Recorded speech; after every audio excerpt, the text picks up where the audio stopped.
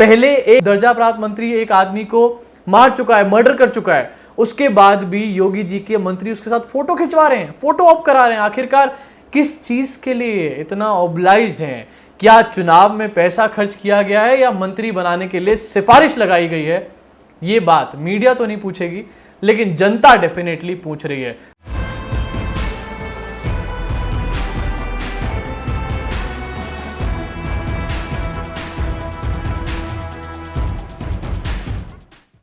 तो दोस्तों, बिना किसी चटपटे इंट्रो के इस वीडियो में सीधा मुद्दे पे आएंगे हम लोग। लेकिन मुद्दे पे आने से पहले एक फोटोग्राफ आपको यहां पर दिखाना चाहता हूं। जरा अपने स्क्रीन पे देखिए इस फोटोग्राफ को।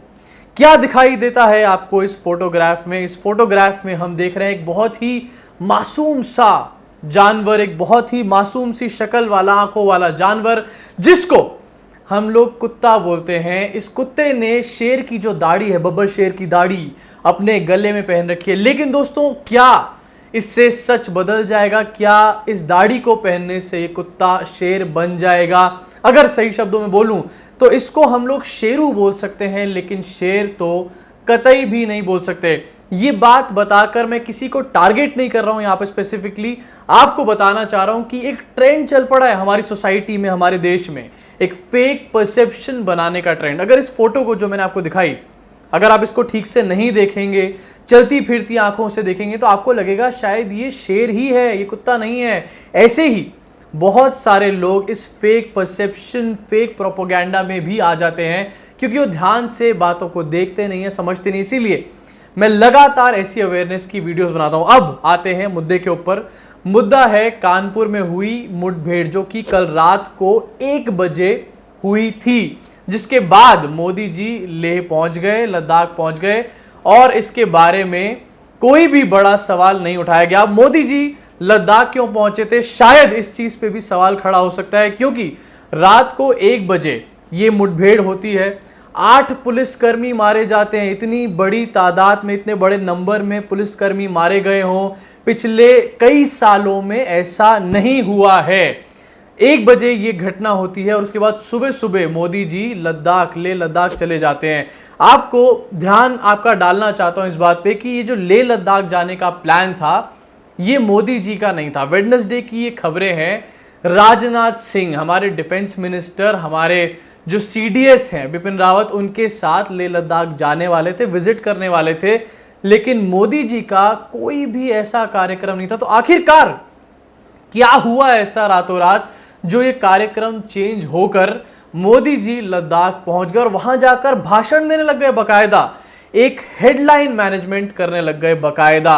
अब इस चीज पे बड़े सवाल तो खड़े होंगे ही, डेफिनेटली खड़े होंगे, क्योंकि 1 बजे एक घटना होती है और सुबह सुबह हमारे प्रधानमंत्री बिना बताए लद्दाख चले जाते हैं। वैसे तो ये एक बहुत बड़ा मैसेज था कि मोदी जी लद्दाख गए, लेकिन आखिरकार इतनी इमरजेंसी में लद्दाख जाने की जरूरत क्या थी? क्या रातों रात कोई प्लान बना किसी चीज को छुपाने के लिए, किसी खबर को दबाने के लिए? क्योंकि जब कल सुबह का समय हुआ तो सबसे पहली खबर, जब तक मोदी जी लद्दाख नहीं पहुंचे, सबसे पहली खबर यही सामने आ रही थी और ये बुरी तरीके से सोशल मीडिया पे ट्रेंड कर रही थी। अब मैं आपको कुछ पॉइंट्स बताऊंगा जो आप बीती, जो एक पुलिस वाले थे वहां पे, थाना अध्यक्ष थे, जो इस पूरी दबिश में गए थे, उन्होंने बीबीसी हिंदी को बताई है। और ये सुन के, ये मैंने पढ़ी, पूरी की पूरी आर्टिकल पढ़ा, और इसको पढ़ने के बाद मुझे जो फील हुआ, मुझे यकीनन ऐसा फील हुआ जैसे कि मैं किसी आतंकवादी का कोई किस्सा सुन रहा हूं। लेकिन मीडिया पे ऐसा कोई भी शब्द इस्तेमाल नहीं करा जाएगा। आखिरकार क्यों नहीं करा जाएगा? क्या विकास दुबे के खिलाफ आतंकवादी शब्द इसलिए इस्तेमाल नहीं किया जा रहा क्योंकि विकास दुबे एक मुसलमान नहीं? क्योंकि अब तक अगर कोई मुसलमान शख्स होता, अगर कोई और शख्स होता जो मुस्लिम होता और किसी और पार्टी के नेता के साथ उसकी एक आधी दुक्की कोई फोटो होती, तो अब तक मीडिया में क्या खलबली, क्या हंगामा मचा हुआ होता, ये मुझे आपको बताने की जरूरत है। दोस्तों, ये जो आप बीती है, ये बताने वाले और कोई नहीं है बल्कि बिठूर के थाना अध्यक्ष, जिनका नाम है कौशलेंद्र प्रताप सिंह। इन्होंने बीबीसी हिंदी को बताया। ये आर्टिकल जो है, इसके ग्लिम्स में आपको बता रहा हूं। अगर ये ग्लिम्स पढ़ने सुनने के बाद भी आपको सच में आपके दिमाग में सवाल नहीं खड़े हुए कि आखिरकार उत्तर प्रदेश में ये कैसा राम राज्य है, ये राम राज्य है, जंगल राज्य है। तो सीरियसली आपके साथ कोई ना कोई बहुत बड़ा इशू है। ये जो पूरा घटना है, ये जो पूरी मुठभेड़ है, ये बिकरू गांव की है। विकास दुबे गैंग, आपने सुन लिया होगा अच्छे से, अब तक ये नाम बार बार जगह जगह सुन लिया होगा। रात को 11:30 केपी सिंह बताते हैं, रात को 11:30 उनके पास फोन आया। फोन पे कहा गया दबिश के लिए जाना है, बिकरू गांव जाना है, सीओ साहब भी आ रहे हैं और दबिश के लिए एक्स्ट्रा फोर्स भी मंगाई गई है। अब ऐसा बताते हैं केपी सिंह जी की ऐसे दबिशों के लिए और लोग हेल्प करते रहते थाने वाले, और ये लोग भी और थाने वालों की हेल्प करते रहते हैं। ये लोग उठ करके चले गए। जब ये लोग पहुंचे बिकरू गांव, विकास दुबे के गांव में जब ये पहुंचे तो इन्होंने देखा कि उसके घर की तरफ जो सड़क जा रही है उस पर एक जेसीबी खड़ा हुआ है, वो भी रास्ते को बंद करके। मैं जो बातें बता रहा हूं वो किसी रामराज की बातें नहीं हो सकती, डेफिनेटली जेसीबी खड़ा हुआ है सड़क को बंद करके। ऐसा बताते हैं ये लोग कि जब इन्होंने जेसीबी देखा तभी इनको समझ आ गया कि कुछ ना कुछ तो गड़बड़ है। जब आगे ये लोग बढ़े तो इन्होंने सोचा, इनको 2 लोग दिखे, जेसीबी दिखने के बाद 2 लोग दिखे छत पे खड़े हुए। उसके बाद ये लोग आगे बढ़े, कुछ लोगों ने आगे से मकान को घेरा, कुछ लोगों ने पीछे से घेरा। लेकिन जब तक ये कोई कार्रवाई करते उससे पहले ही सामने से ताबड़तोड़ फायरिंग शुरू हो चुकी। फायरिंग के लिए क्या यूज किया गया था? AK-47 जैसे हथियार।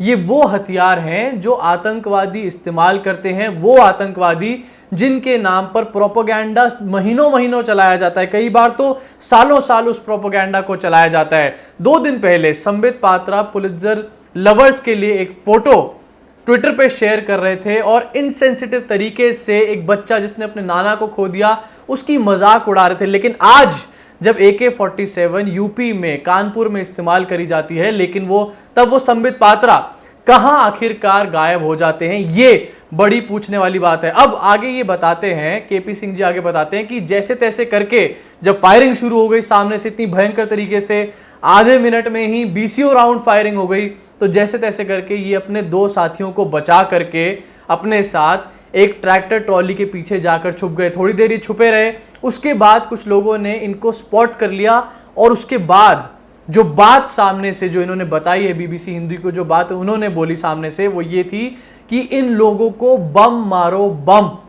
आप सोचिए जरा, हम बात उत्तर प्रदेश की कर रहे हैं, ना हम कश्मीर की बात कर रहे हैं, ना हम पाकिस्तान की बात कर रहे हैं, ना अफगानिस्तान की, ना तालिबान की, हम उत्तर प्रदेश की बात कर रहे हैं। ये विकास दुबे जो है ये कोई हिंदुत्व का रखवाला नहीं है जिसकी आज बचाव किया जा रहा है। सारी गोदी मीडिया इसके ऊपर कोई खबरें, कोई कवरेज नहीं दिखा रही।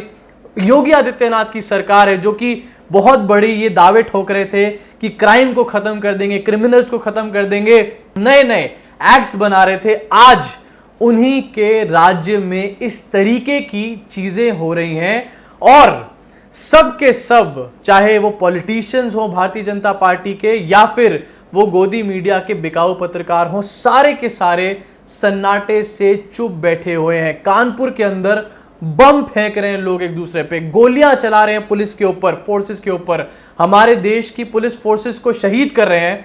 और उसके बाद आपके ऊपर एक प्रोपेगेंडा पेला जा रहा है कि आप लोग राम राज में रह रहे हैं। मैं देखता हूं भारतीय जनता पार्टी के अनभक्तों की पोस्ट जो कि उत्तर प्रदेश में रहते हैं, वो कहते हैं कि बहुत अच्छा हो गया पुलिस का बंदोबस्त, लॉ एंड ऑर्डर पे बहुत अच्छा काम कर दिया योगी जी ने।